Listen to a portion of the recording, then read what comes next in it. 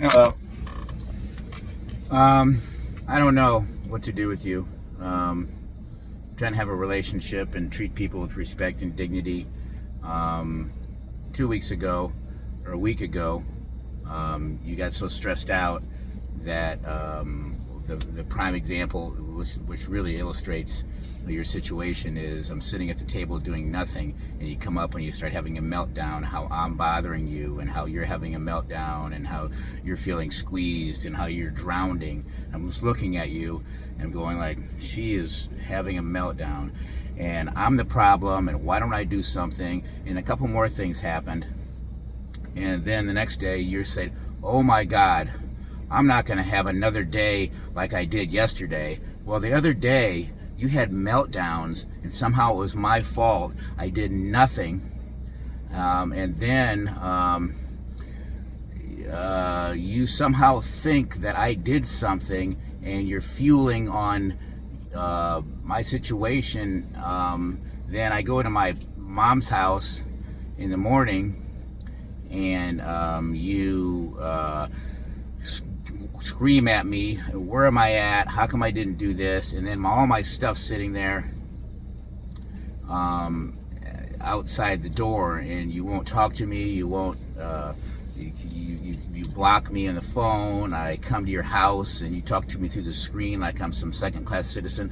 That's really abuse of a person. I didn't do anything. Okay, and the one-man show I had was kind of an illustration to show how you are responsible for most of the things that happen. I just get so fed up that I react, and then it's my fault. You go back to when we were watching TV. You kept falling asleep, and I said, "Do you want to go to bed?" No, I don't want to go to bed. Well, you don't want to go to bed, but you're falling asleep in the TV. So I said, why don't we go to bed? And so you made that a big deal about how I didn't want you to fall asleep. And once in a while you bring that up. Oh, I can't fall asleep. I didn't do anything about that. You woke up one time and got up and start screaming about how it's so that I'm such an asshole because when you fall asleep, and I just asked you if you want to go to bed. If you're sleeping, let's just go to bed. Oh, I don't want to go to bed. I want to stay up. And you sleep. What happens is that you don't somehow remember or take responsibility for what you do. If we're in an argument, and what was it the other day? We're a couple, right? And no matter what happens, I took some pictures of you a long time ago. Okay, I don't take pictures of you anymore, and because men like taking pictures of their girlfriends naked. They like their bodies. That's not that big a deal. Okay, and so you call them up, and what's this? I told you. Most people say, oh, okay, well, do this and let's talk about it, because they try to. You don't want to try to berate people. You don't want to try to be mad at people. And you were so mad, so over the top, and you wouldn't calm down. You're standing in front of the gym, screaming at me. Where does that anger come from? It's way out of bounds. And then you treated me bad in the gym. I don't remember how many times I go into the gym. You were in a bad mood, and I sat there and just took bullshit the whole time. The other day in the I went in and bought you a meal at the Grub It Pub, and once again you brought something else up and you made my time miserable. Okay, well, you make me miserable, unjustifiably miserable. All I was trying to do ever is try to help you and try to do this, and so yesterday, most of the fights that we have ever had were because you get so mad and so bent out of shape over nothing, and you won't let stuff go. Do you want to end the fight over some strawberries or something stupid? No, I don't want to end it. You started it. Well, actually, you started it, and you won't end it. And then I get so frustrated, and then after a time where everything you do, you get mad and tell me to leave, People don't need time. When you're in a relationship and somebody has a bad day, they don't say, I'm having a meltdown, leave. They just don't do that. That's not normal, okay? Somehow you think that's normal. You don't live in my house. People in relationships, if they have some issue in life, they sit down and they use the other person to try to help them. And I've never been the problem for you, ever. It's your head, your situation, your anger, and your way of doing things your way or the highway. I've never been your problem, but yet in your mind, I am your problem, okay? And after the hospital, every time I went to the hospital for a month, I went in there, you didn't talk to me, you treated me like crap. The one-man show I had was to illustrate how many times that you abused me, okay? And then you don't let stuff go. That one day, I go again, you made a big deal about everything, and I didn't do anything. You just got out of hand. You just were mad. You just were stressed out. And then the other day, I'm not going to have another day like I did yesterday. It was all your fault yesterday. I didn't do anything. It's like, what do you mean you're going to have another day like you had yesterday? Then when you got pissed off and couldn't handle yourself, when people have stressed out days, they don't come home and tell their significant other, their boyfriend, to leave. That's not normal. Somehow you think that's normal. Oh, I need time. And time doesn't heal anything.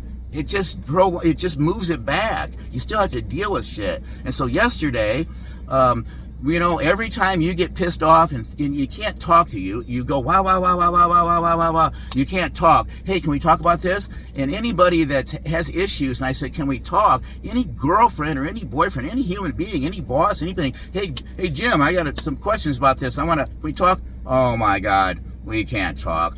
Talking is not, we don't solve any problem. That's not normal. Okay. So yesterday, after you do some weird stuff and you kick me out, I am so angry. I am so frustrated. I am so over you from the way you abuse me that I feel like I need to. If you say, "Hey, fuck you," you're like somebody that says, "Fuck you," you're a piece of shit, and reads them out, and then the other person responds, and you say, "Why did you do that? You're crazy," because you told me, you said fuck you back, and you said I don't like you either. And it's like, why did you say those things? It's almost like you don't remember what you do to me, and the things that I do to you are all of a sudden just by themselves, and I'm just.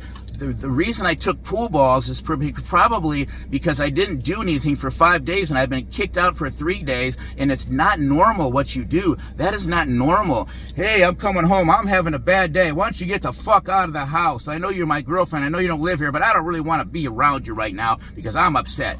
That's not normal. Okay, that's not normal, the things you do and how you treat me, okay? And so when I'm getting kicked out for the 74th fucking time, I am so goddamn pissed. I want to hurt you back, because when someone hurts you, you want to hurt them back. That is just normal, okay? That is how it works. Fuck you, fuck you. If it didn't work that way, no one would ever get any arguments, because the other person would be like, oh, I'm going to take this abuse and I'm going to go with it. I don't know. Your husband evidently took it. No one ever acted back to you when you were terrible to him. Okay, so the pool balls happened, and they happened because you were so terrible to me. I reacted and did something to hurt you back. And then when you find them out, you're like, oh, how come you took those pool balls? I remember how you were so terrible to me, and I hated you, and I didn't want to be with you anymore, and all this kind of stuff. And you kicked me out, and I said, this is the last time. So when she plays pool, I'm gonna go she's gonna be pissed off because she pissed me off 60 ways from Friday. It was unreasonable. It was unnecessary, and somebody that does stuff like the things you do to people, think that the people don't, I don't think you'll like me, the things you do. So yesterday we had an issue. Could have been anything. And the way you handled the issue was you start talking over me. Oh my God, you're a thief. You're this, over this. Hey, can, get out of here. And you plant yourself in front of the door like, oh, you're going to steal my house. You know what? And then you kick me out, and you don't let me talk. You don't reason. And the reason that anything happened almost be like you caught me on tape saying, I hate you, you're ugly. And you're like, look at, there it is again. You just abused me. You told me I was ugly, and you told me you hated me. Why do you think that happened? You don't really see why it happened. You take like in the middle of a fight and you use the things that people do against you because I'm just reacting to you, always. I don't start anything. I don't have any stress, right? Except for you. And all of your stress, you're not justified in what you do to me. Okay, so a normal person would have said, "Hey, why'd you do that? Do you remember six fights ago when you abused me and you had a meltdown and I didn't do anything, and then I leave and you kicked me out? I was so fucking hurt, so mad that I wanted to get back at you." You go, "Oh, okay, well, I'm sorry I did that, and sorry you had to do that." But you don't do that. You blow everything way out of proportion. You never end it. And anybody doesn't want to end a fight. That's weird, okay?